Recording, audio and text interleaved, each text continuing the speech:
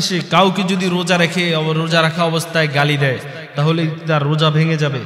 আরো প্রশ্ন এসেছে যে রোজা রেখে যদি স্ত্রীকে জড়িয়ে ধরে অথবা চুমা দেয় তাতে কি রোজা ভেঙে যাবে? এবং রমজান মাসে কেউ যদি সিগারেট খায় তার কি রোজা ভেঙে যাবে? আরো আমাদের মধ্যে প্রশ্ন এসেছে যে রমজান মাসে কেউ যদি টিভি দেখে তাহলে কি রোজা ভেঙে যাবে? প্রথম প্রশ্ন হলো, রমজান মাসে কেউ যদি রোজা রাখা অবস্থায় যদি স্ত্রীকে জড়িয়ে ধরে এবং চুমা দেয় তার কি রোজা ভেঙে যাবে? এক্ষেত্রে আমরা উত্তর দিব যে কোনো ব্যক্তি যদি রমজান মাসে রোজা রাখা অবস্থায় স্ত্রীকে জড়িয়ে ধরে অথবা চুমা দেয়, এক্ষেত্রে যদি তার মধ্যে যদি এমন কোনো ভাব যদি না চলে আসে যে তাকে সহবাসের মধ্যে ওইটা যদি চুমা দেওয়ার মাধ্যমে তাকে সহবাসের মধ্যে ধাবিত হতে হবে, তাহলে ওই ব্যক্তির জন্য চুমা দেওয়া জায়েজ নাই। আর যদি নিজেকে যদি কন্ট্রোল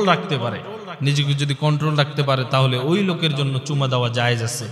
2 নম্বরে প্রশ্ন এসেছে যে রমজান মাসে রোজা রেখা অবস্থায় কাউকে গালি দেওয়ালে কি রোজা ভেঙে যাবে? সমাজে এই কুপ্রথা রয়েছে, রমজান মাসে রোজা রাখলে গালি দিলে আপনার রোজা ভাঙবে না, কিন্তু গালি দেওয়ার কারণে আপনার রোজা বরবাদ হয়ে যাবে।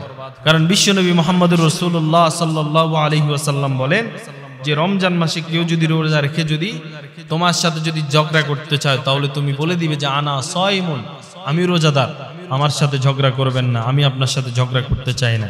এক্ষেত্রে কেউ রমজান মাসে গালি দিলে তার গুনাহ হবে, কিন্তু রোজা ভাঙবে না। এরপরে প্রশ্ন এসেছে রমজান মাসে সিগারেট খেলে কি রোজা ভেঙে যাবে? অবশ্যই সিগারেট খাওয়ার মাধ্যমে রোজা ভেঙে যাবে। অনেক মানুষ কি করে, রমজান মাসে গুল এবং সিগারেট ইত্যাদি ব্যবহার করে। অনেক মানুষ এই সিগারেট ইত্যাদি ব্যবহার কারণে তার রোজাটা ভেঙে যাবে। এরপরে আমাদের কাছে প্রশ্ন এসেছে রমজান মাসে টিভি দেখলে কি রোজা ভাঙে যাবে? রমজান মাসে টিভি দেখা জায়েজ আছে কিনা? এক্ষেত্রে আমি বলবো যে টিভির মধ্যে যদি কোনো অশ্লীল সিনেমা থাকে, নাটক থাকে, যেগুলোর মাধ্যমে গুনাহ হওয়ার সম্ভাবনা রয়েছে, এগুলা রমজানের বাহিরে দেখলেও জায়েজ নাই, রমজানের ভিতরে দেখলেও জায়েজ নাই। আল্লাহ তাআলা রব্বুল আলামিন আমাদেরকে এই বিষয়গুলো জানা থাকার তৌফিক দান করুক। এবং শেষ আরেকটি প্রশ্ন আমাদের মধ্যে রয়েছে, রমজান মাসে ওষুধ এবং কেউ স্যালাইন অথবা ইনজেকশন ব্যবহার করা যাবে কিনা?